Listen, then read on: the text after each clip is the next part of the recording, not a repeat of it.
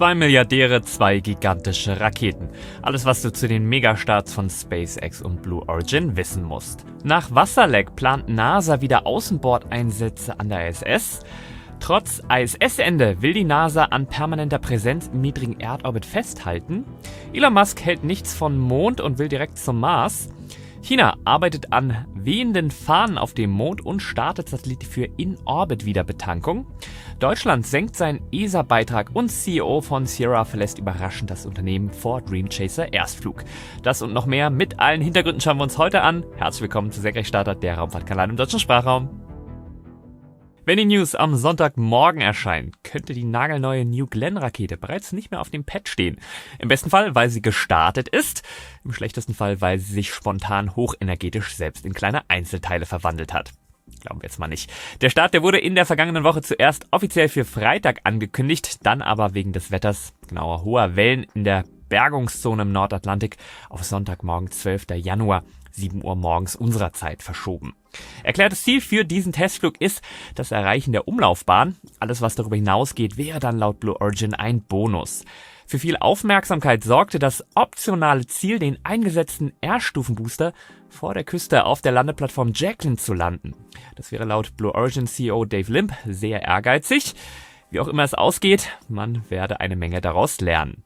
Während ich das hier aufnehme, ist das Startdatum auf Sonntagmorgen, den 12. Januar angesetzt. Also genau dann, wenn die News erscheinen. Bisher wurde kein offizieller Livestream angekündigt, den soll es aber geben.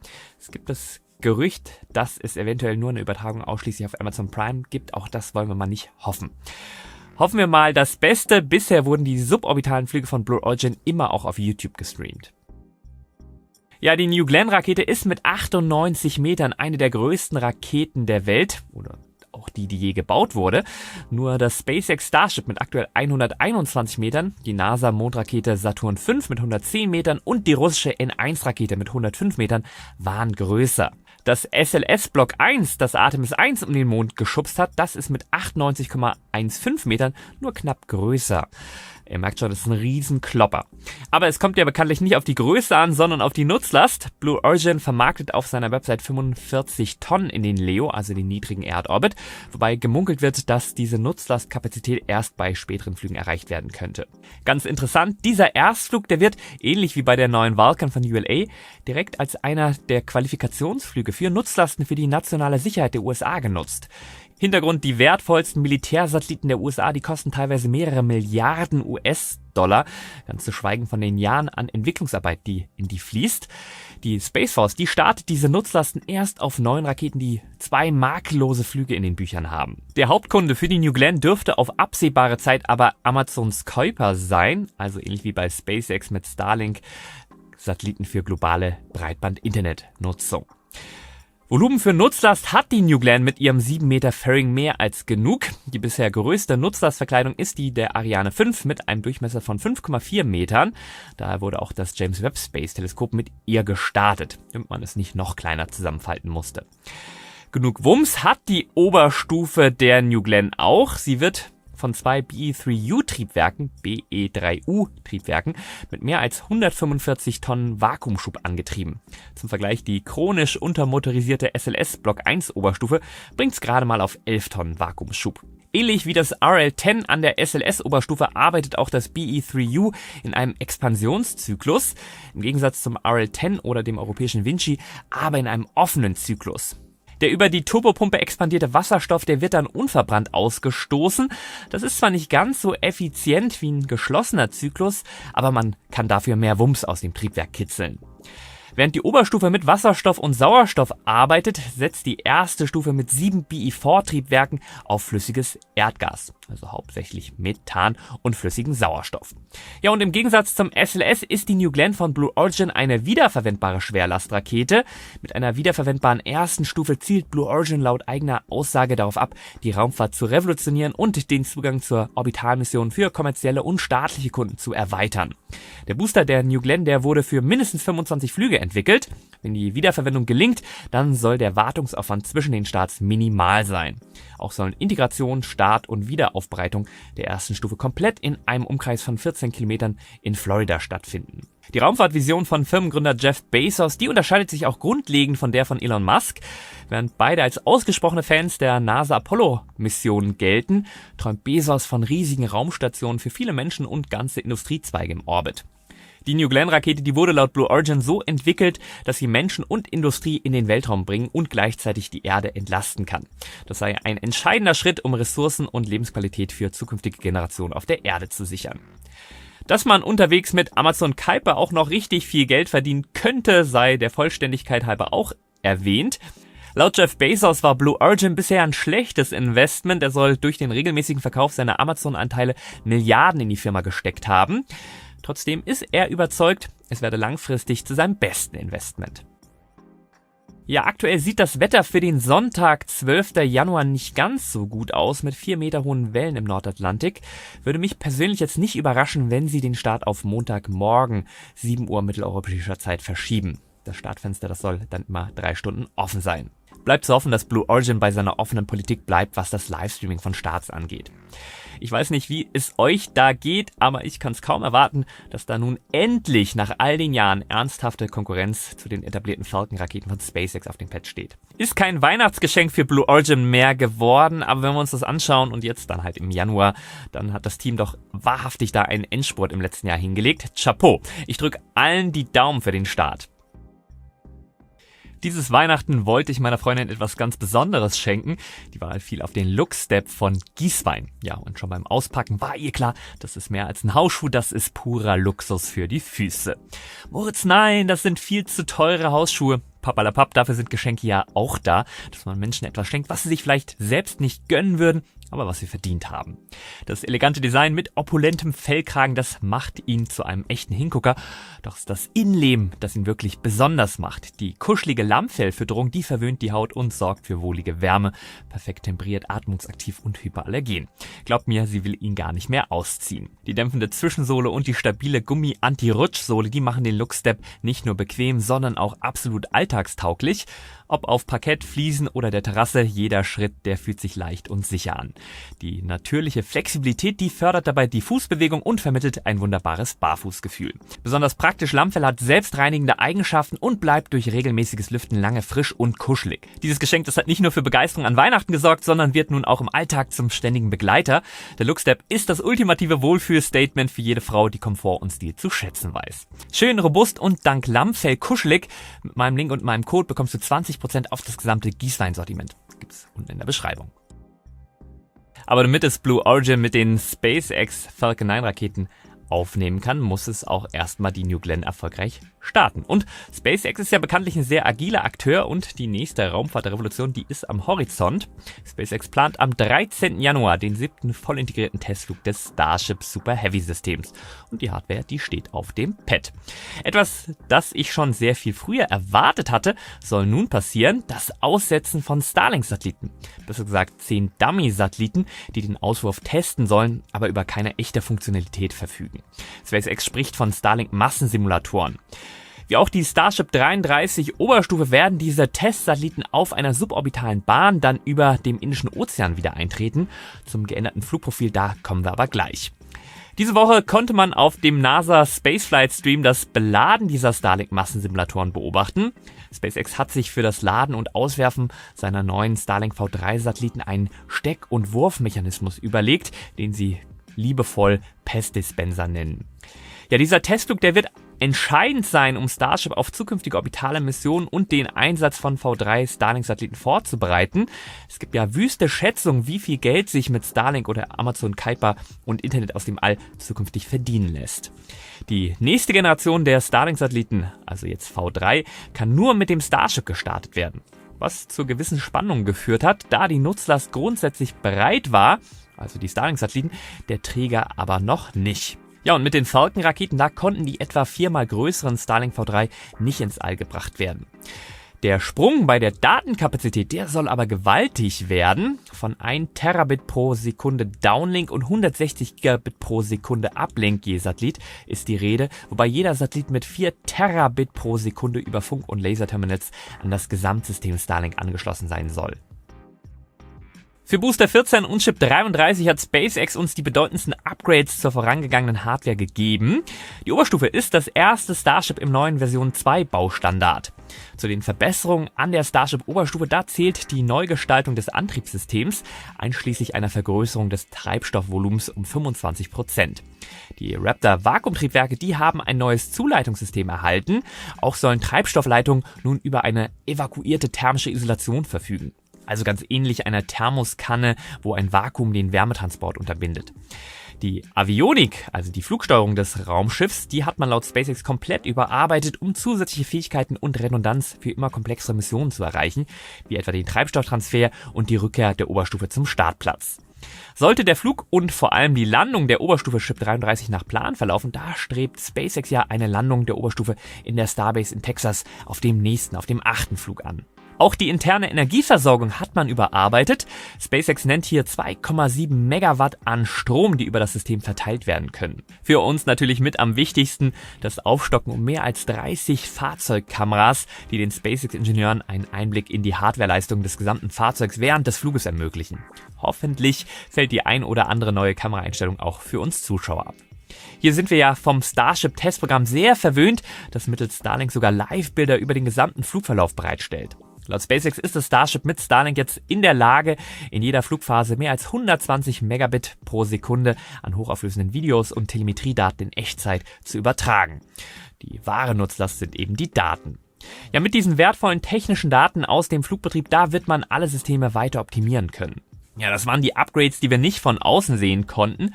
Sowohl von außen sehen und zwar schon weit im Voraus konnten wir ein neues Design der vorderen Steuerfläche zur Reduzierung der Hitzebelastung. Erreicht wurde das durch ein Versetzen nach hinten in den Wiedereintrittswindschatten.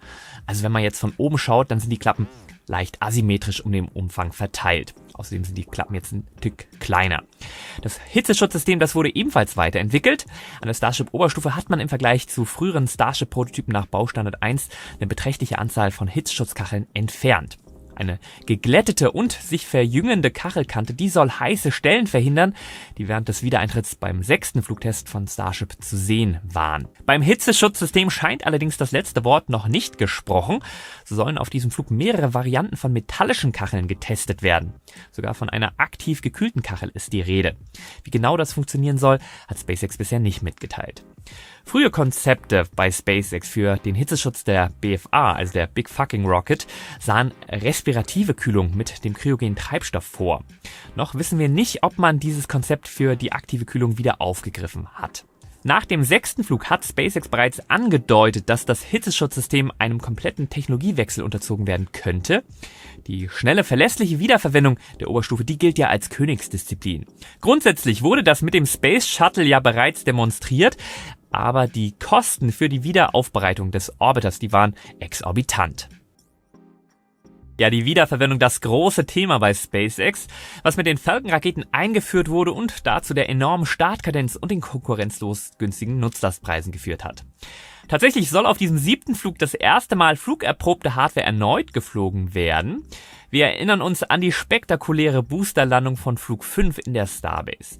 Und jetzt eines der 33 Raptor-Triebwerke von diesem Flug, das soll nun an Booster 14 wiederverwendet werden. Eine coole Aktion und sicher ein guter Test für das Raptor-Triebwerk.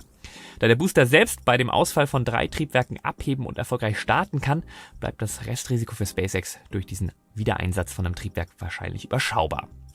Apropos Risiko, obwohl bei so einem Raketenstart natürlich 1 Million Dinge schiefgehen können. Ich würde mal sagen, das größte Risiko besteht darin, dass bei der Landung des Boosters irgendwas schief geht und man die wertvolle Startinfrastruktur nachhaltig beschädigt. Ja, und auch am Start- und Fangturm, da wurden Hardware-Updates umgesetzt. Das soll die Zuverlässigkeit beim Auffangen des Boosters erhöhen.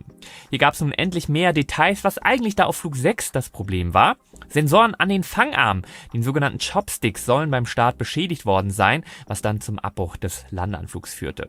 Diese Sensoren, die hat man nun wohl mit Schutzvorrichtungen versehen. Die Starttimeline ist nahezu identisch mit den vorangegangenen Flügen. Bestes Indiz, dass es auf einen Start zuläuft, für uns bleibt: 1 Stunde 15 Minuten vor dem Start gibt der SpaceX Flight Director das Go für das Betanken mit Treibstoff. 45 Minuten vor dem Start, da wird das Betanken dann mit der Oberstufe begonnen und etwa 3 Minuten vor dem Start ist dann die gesamte Betankung der Rakete abgeschlossen. In diesem Zustand, da kann SpaceX die Rakete mehrere Minuten halten. Aber 30 Sekunden vor einem Start, da gibt der Flight Director das finale Go für den Start und die Flugsteuerung der Rakete übernimmt alles Weitere.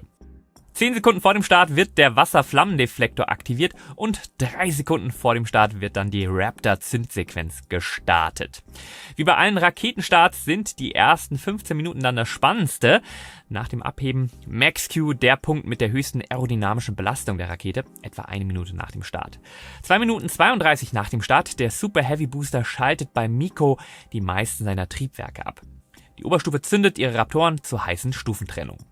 Beide Teile der Rakete, die entfernen sich dann voneinander und bei 2 Minuten 46 nach dem Start wird dann der Super Heavy Booster seine Triebwerke erneut für einen Boost Backburn zurück zum Startplatz starten. Oder zumindest die zentralen 13 Triebwerke. 3 Minuten 29 nach dem Start ist der Boost Backburn beendet, also deutlich früher als auf vorherigen Flügen. Kurz darauf wird dann der Hot Staging Ring abgeworfen. 6 Minuten 35 nach dem Start wird die Landephase des Super Heavy Boosters eingeleitet und 20 Sekunden später soll der Booster dann sanft in den Fangarm ruhen. Die Oberstufe, die hat ihre suborbitale Flugbahn knapp 9 Minuten nach dem Start erreicht. Nun beginnt die ballistische Flugbahn. Großes Highlight dann 17 Minuten 33 Sekunden nach dem Start die Demonstration des Auswerfens von Starlink-Dummies.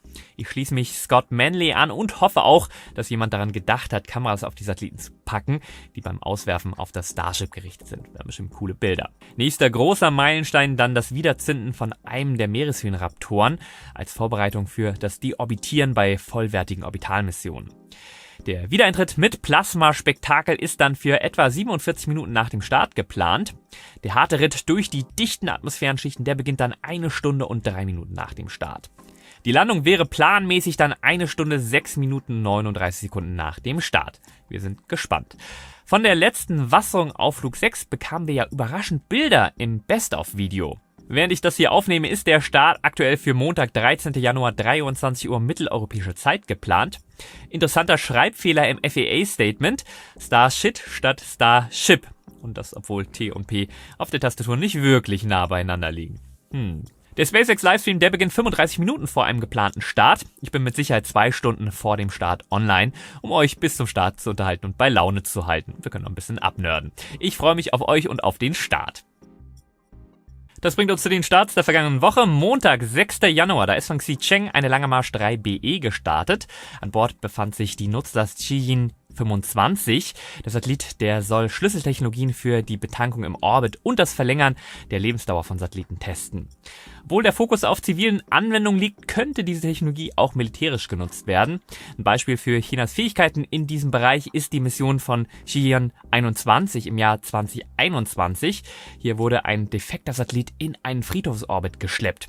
Diese Mission, die zeigte die Möglichkeiten, Satelliten mit Robotikarmen und Undock-Mechanismen zu manipulieren. Auch am Montag, 6. Januar, ist von Cape Canaveral eine Falcon 9 gestartet. An Bord befanden sich Starlink-Satelliten. Start und Landung verliefen problemlos. Am Mittwoch, 8. Januar, da ist vom Kennedy Space Center eine Falcon 9 gestartet.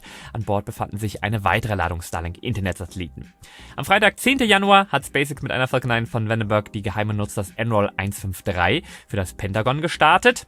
Ja, und auch dann am Freitag, 10. Januar, auch SpaceX, auch Falcon 9, aber von Cape Canaveral eine weitere Ladung Starlink-Satelliten. Die NASA spricht sich für die Strategie Continuous Heartbeat, also kontinuierlicher Herzschlag, aus. Die ISS, die ist seit November 2000 durchgängig bewohnt.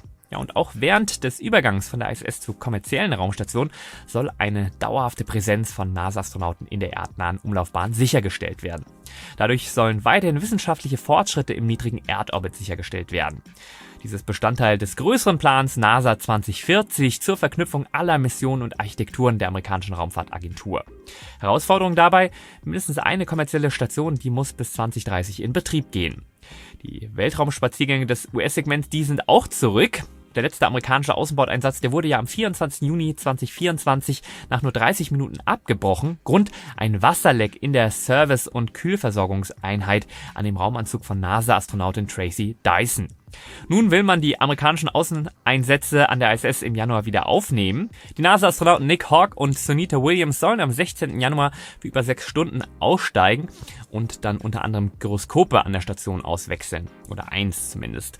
Ja, mit diesen Reaktionsrädern, da kann sich die Station elektrisch ausrichten, ohne Treibstoff aufzuwenden. Mit einem Außenbordeinsatz dürften endlich die Gerüchte über den Gesundheitszustand von Sunita Williams der Vergangenheit angehören. Ende 2024 machten Vermutungen auf Social Media die Runde, Sunita hätte ein bedrohlich niedriges Körpergewicht. Sie war zusammen mit ihrem Kollegen Butch Wilmore im Starliner zur ISS gereist und sollte ursprünglich nur Tage auf der ISS bleiben. Wegen technischer Probleme kehrte der Starliner zwar sicher, aber ohne Crew zur Erde zurück. Butch und Sunny, die wurden auf einen ankommenden Crew Dragon mit reduzierter Crew umgebucht. Ihre Rückkehr ist jetzt mit Crew 9 für Ende März geplant. Verheerende Brände in Los Angeles County haben das NASA Jet Propulsion Laboratory, kurz JPL, zur Schließung und Evakuierung gezwungen. Schäden durch Feuer wurden bisher aber keine gemeldet.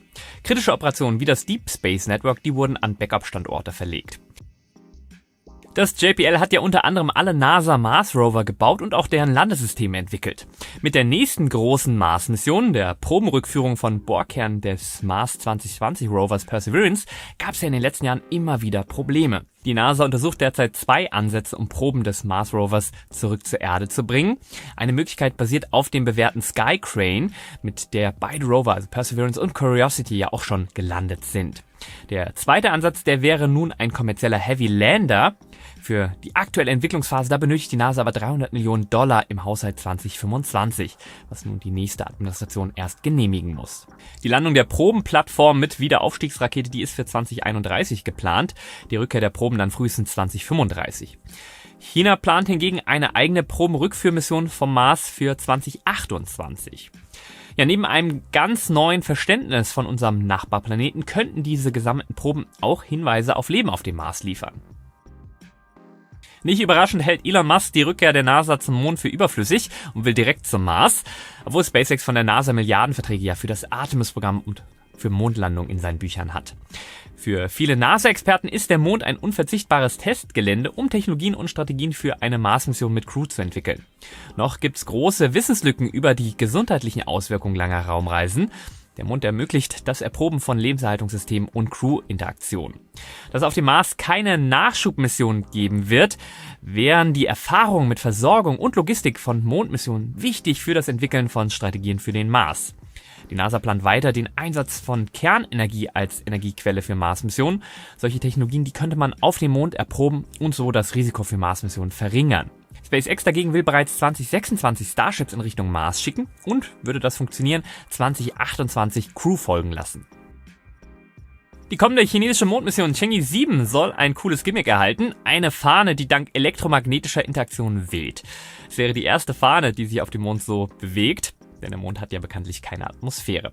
Chang'e 7 soll 2026 mit einer Langmarsch 5 zum Mond-Südpol aufbrechen, genauer zum Rand des Shackleton-Kraters.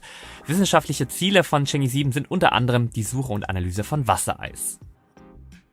Eine überraschende Personalie, Tom Weiss tritt von seinem Posten als CEO von Sierra Space zurück. Interim-CEO wird Fatih Osman, Aufsichtsratsvorsitzender und CEO der Muttergesellschaft Sierra Nevada Corporation. Ja, der Erstflug des kommerziellen Raumgleiters Dream Chaser, der verzögert sich immer wieder. Ursprünglich war sein Erstflug ja auf dem Zweitflug der ULA Vulcan geplant, die aber nicht länger auf den Dream Chaser warten konnte, um sich für Flüge für das Pentagon zu zertifizieren. Der Dream Chaser Raumgleiter, der soll in einer Frachtversion 2025 erstmals die ISS anfliegen. Weiter arbeitet das Unternehmen mit Blue Origin am Orbital Reef, also einer Raumstation der kommerziellen, und an der Entwicklung eigener aufblasbarer Raumstationsmodule. Ich hatte es letzte Woche schon angedeutet, dieses Jahr ist ja ESA-Ministerratskonferenz, wir müssen also über Geld reden. Deutschland, Italien und das Vereinigte Königreich haben ihre ESA-Beiträge für 2025 um 430 Millionen Euro gekürzt, während Polen und die Schweiz die größten Erhöhungen vorgenommen haben. Die ESA hat ein vorläufiges Budget von 7,7 Milliarden Euro für das Jahr 2025 genehmigt. Das ist ein leichter Rückgang im Vergleich zu 2024. Im Jahr 2024 floss der größte Teil des ESA-Budgets in die Erdbeobachtung, etwas über 30%, gefolgt von Navigation und Trägersystemen, die jeweils etwa bei etwas über 13% lagen. Deutschland war mit 1,17 Milliarden Euro der größte Beitragszahler, gefolgt von Frankreich mit 1,05 Milliarden Euro und Italien von 881 Millionen Euro. Da Deutschland sein ESA-Budget um 220 Millionen Euro gekürzt hat und Frankreich sein Budget leicht aufstocken wird, dürfte Frankreich 2025 zum größten ESA-Beitragszahler werden. Apropos Beitragszahler, dass es Senkrechtstarter gibt. das verdanken wir alle den Senkrechtstarter Schutzengeln. Das sind die Menschen, die teilweise schon seit Jahren den Kanal regelmäßig monetär unterstützen. Im Namen aller Zuschauer und besonders herzlich von mir geht an euch ein riesen Dankeschön. Ja, wenn auch du mithelfen möchtest, den deutschen Sprachraum aktiv für Raumfahrt zu begeistern, genau, unter dem Video gibt es einen Link zur YouTube-Kanalmitgliedschaft. Vielen, vielen Dank. Die Starts der kommenden Woche im Schnelldurchgang: am Montag, 13. Januar, eine Yilong 3 von See aus. Die Nutzlast ist mir nicht bekannt. Auch am Montag, 13. Januar von Cape Canaveral Starlings. Auch am Montag, 23 Uhr mitteleuropäische Zeit von der Starbase in Texas, Starship Flight 7. Ich werde wahrscheinlich 2 Stunden vorher live sein. Am Dienstag, 14. Januar von Vandenberg, die Sammelnutzlast Transporter 12 auf einer Falcon 9. Am Mittwoch, 15. Januar von Kennedy Space Center auch eine Falcon 9 an Bord Blue Ghost Mission 1 und Hakuto RM2 Resilience. Also gleich 2 private Mondlander. Witzigerweise fliegen die auf komplett unterschiedlichen Wegen zum Mond, aber dazu dann nächste Woche mehr. Und den Wochenabschluss dann am Samstag, voraussichtlich dann 18. Januar, Starlings von Vandenberg aus. Und hier noch ein Shoutout an das Familienunternehmen Gieswein aus Österreich. Mit meinem Link und meinem Code bekommst du 20% Rabatt auf das gesamte Gieswein-Sortiment. Findet ihr unten auch in der Beschreibung. Ich hoffe, die News haben dir wieder gefallen. Wenn ja, den Like nicht vergessen. Die Raumfahrt ist und bleibt spannend. #Apollo-Moment. Ich würde sagen, bis zum nächsten Mal. Wenn wir schon senkrecht bleiben. Dein Mo.